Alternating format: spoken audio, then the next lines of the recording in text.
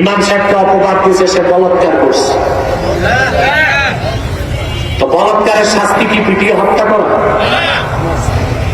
Extra judicial killing, বিচার বহির্ভূত হত্যাকে ইসলাম সমর্থন করে না।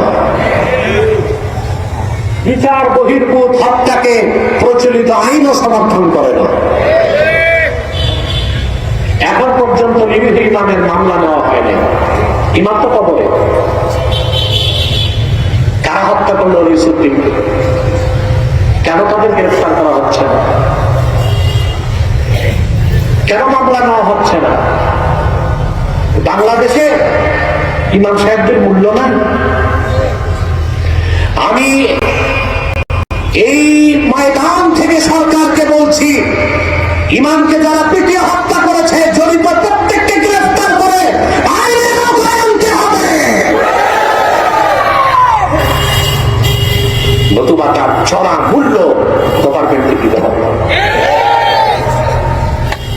ইমামের দোষ দিলে যেন বলাৎকার করছে সাক্ষী লাগবে না, কথা বলে লাগবে না সাক্ষী।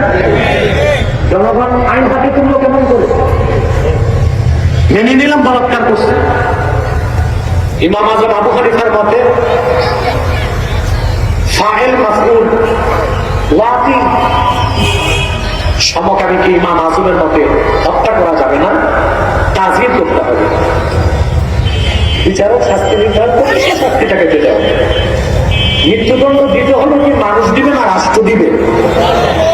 এই যে এক্সট্রা জুডিশিয়াল কিলিং, বিচার বহির্ভূত হত্যাকাণ্ড, এটাকে সমর্থন করার সুযোগ। এই ইমাম হত্যার বিচার আমরা চাই এবং দৃষ্টান্তমূলক শাস্তি চাই। যারা জড়িত